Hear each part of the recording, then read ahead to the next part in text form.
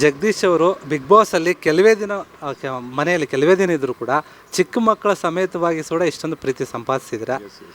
ಮತ್ತು ಮುಂದಿನ ದಿನಗಳಲ್ಲಿ ನಿಮ್ಮ ಒಂದು ಈ ಜರ್ನಿ, ಆ ಸಿನಿ ರಂಗದ ಒಂದು ಜರ್ನಿ ಹೇಗಿರುತ್ತೆ? ಏನಾದರೂ ಫಿಲಿಮ್ಗಳು ಅದ ಕಡೆ ಏನಾದರೂ, ಅಥವಾ ಆ್ಯಕ್ಟ್ ಮಾಡ್ತೀರಾ, ಇಲ್ಲ ಪ್ರೊಡ್ಯೂಸ್ ಮಾಡ್ತೀರಾ, ಆ ಪ್ಲಾನ್ ಏನಾದರೂ ಇದೆಯಾ?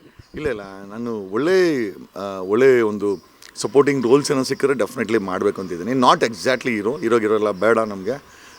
ಹೀರೋಯಿನ್ ಯಾರು ಬೇಕಾದ್ರೆ ಮಾಡ್ಕೊಳ್ಳಿ.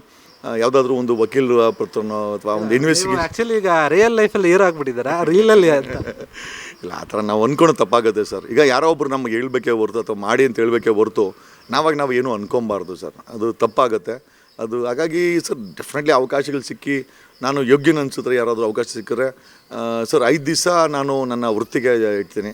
ವಾರದಲ್ಲಿ 1 ದಿವಸ ಸಿಗುವಂಥ ಸಮಯದಲ್ಲಿ if they want me to be in this journey, definitely sir ನಾನು ಇಷ್ಟಪಡ್ತೀನಿ ಸರ್. ನಂಗೆ ಇಷ್ಟ ಆಗುತ್ತೆ. ಕಾರಣ ಯಾಕೆ ಅಂತಂದರೆ ಅಲ್ಲೂ ಕೂಡ ಸ್ವಚ್ಛತಾ ಕಾರ್ಯಕ್ರಮಗಳು ಮಾಡಬೇಕಾಗಿದೆ. ನಾನು ಸಾಕಷ್ಟು ಹೇಳಿದ್ದೀನಿ, ಅಲ್ಲಿ ಮೀಟ್ರ್ ಬಡ್ಡಿಗಳಾಗಿರ್ಬೋದು.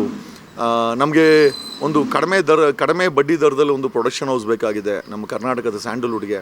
ಮಾಡೋರು ಯಾರೂ ಇಲ್ಲ, ಅಲ್ಲಿ ಮಾಡಿಸ್ಬೇಕು ಅಂತ ಇದೆ. 4 ಕಣಿಗೆ ಆಂಧ್ರದಲ್ಲಿ ಏನೋ ದುಡ್ಡು ಕೊಡ್ತಾರಂತೆ ಪ್ರೊಡ್ಯೂಸ್ ಮಾಡೋಕ್ಕೆ, ನಮ್ಮ ಕರ್ನಾಟಕದಲ್ಲಿ ಯಾಕೆ ಕೊಡಬಾರ್ದು?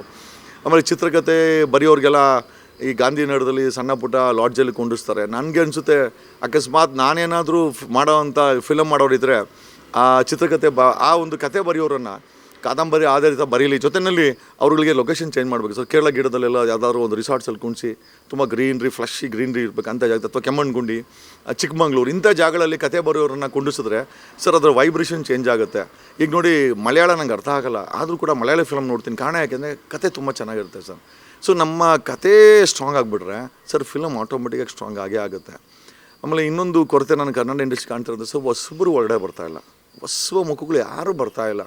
ಇವತ್ತು ಅಂತ ತರೋವಂಥ ಕೆಲಸನೂ ಯಾರೂ ಮಾಡ್ತಾಯಿಲ್ಲ ಸರ್. ಹೊಸ ಮುಖಗಳು ಬೇಕಾಗಿದೆ ಸರ್. ಯಾಕಂದರೆ ಹಳೆ ಮುಖಗಳೆಲ್ಲ ಖಾಲಿ ಆಗ್ತಾಯಿದೆ ಕಾರಣಾಂತರಗಳಿಂದ. ಅವರೆಲ್ಲ icons, no doubt there no icons. ನೀವು ಶಿವಣ್ಣ ನೋಡಿ ಕಾರಣಾಂತರಗಳಿಂದ ಆರೋಗ್ಯ ಸಮಸ್ಯೆ ಆಯಿತು. ಪುನೀತ್ ಅವ್ರು ಮಾಯ ಆಗ್ಬಿಟ್ಟು, ದರ್ಶನ್ ನೋಡಿ ಈ ಥರ ಜೈಲು ಮಾಡ್ಕೊಂಡು ಆ ಥರ ಆಗ್ಬಿಟ್ಟ. ಈ ಥರ ಆಗ್ಬಿಟ್ಟಾಗ ಸರ್ ಅವರ ಇಂಡಸ್ಟ್ರಿ ನೀಡ್ಸ್ ಸ್ಟ್ರೆಂಥನಿಂಗ್. ಒಂದು ಹೊಸ ಪ್ರತಿಭೆಗಳು ಬರಬೇಕು ಸರ್. ಹೌದು ಸರ್, ಹೌದು. ಫ್ಯಾನ್ ಬಾರ್ಗಳು ಬೇರೆ ಮನೆ ಅಲ್ಲಿಗೂ ಸುದೀಪ್ 2-3 ಸತಿ ನಾವು ಕ್ಲಿಯರ್ ಮಾಡಿಕೊಟ್ಟಿದ್ದಾರೆ. ನಾವು ಯಾರೂ ಆ ಥರ ಏನಿಲ್ಲಮ್ಮ, ಏನೋ ಫ್ಯಾನ್ಸ್ ಏನಾದರೂ ಮಾಡಿಕೊಂಡ್ರೆ ನಾವೆಲ್ಲರೂ ಒಟ್ಟಾಗಿ ಸರ್ ಪ್ರತಿಯೊಬ್ಬ ಫ್ಯಾನ್ಸನ್ನು ಕಂಟ್ರೋಲ್ ಮಾಡೋಕ್ಕಾಗಲ್ಲ.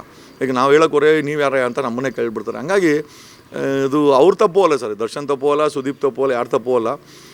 ಬಟ್ ಎಲ್ಲೋ ಒಂದು ಕಡೆ ನೋಡೋರು ಖುಷಿಯಿಂದ ನೋಡಿ ಅದೊಂದು ಐ ಥಿಂಕ್ ಅದೊಂದು ಎಂಟರ್ಟೈನ್ಮೆಂಟ್ ಅಂತ ಹೊರಗಡೆ ಬರಬೇಕೇ ಹೊರತು ಆ ಮೈಂಡಲ್ಲಿ ಕ್ಯಾರಿ ಮಾಡಿಕೊಂಡು ಇವನೇ ನಮ್ಮ ಗುರು, ಇವನೇ ನಮ್ಮ ಬಾಸು ಹಿಂಗೆ ಅಂದ್ಕೊಂಡು ಆ ಐಕಾನಿಕ್ ಶೇಪ್ ತೊಗೊಂಡು ನಾಳೆ ದಿವಸ ಹೆಚ್ಚು ಕಮ್ಮಿಗಳಾದಾಗ ಸರ್ ಇಂಡಸ್ಟ್ರಿ ಹೊಡೆದೋಗುತ್ತೆ ಸರ್.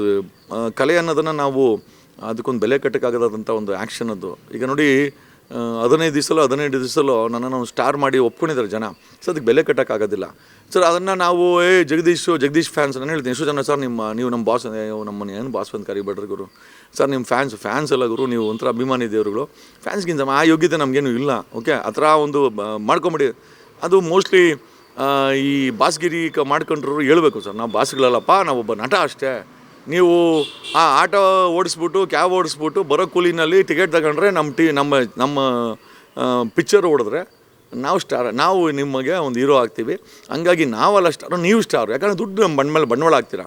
ಆ ಬಂಡವಾಳದಿಂದ ಪ್ರೊಡ್ಯೂಸರ್ ದುಡ್ಡು ಬರ್ತದೆ, ಅದರಿಂದ ಹೀರೋಯಿನ್ಗಳಿಗೆ ಫಿಲಮ್ಗಳಿಗೆ ಬಂಡವಾಳ ಬರ್ತದೆ. ಹಂಗಾಗಿ ಈ ನಟ ನಟಿಯರು ಸ್ವಲ್ಪ ಐ ಥಿಂಕ್ ಭಾವಗಳನ್ನು ಬದಲಾವಣೆ ಮಾಡ್ಕೊಳ್ಬೇಕು. ಫ್ಯಾನ್ಸ್ಗಳಿಗೆ ಹೇಳಬೇಕು ಸರ್, ಹೇಳಿದ್ರೆ ಸರಿ ಹೋಗುತ್ತೆ ಅಂತ ನನಗೆ ಅನಿಸುತ್ತೆ ಸರ್.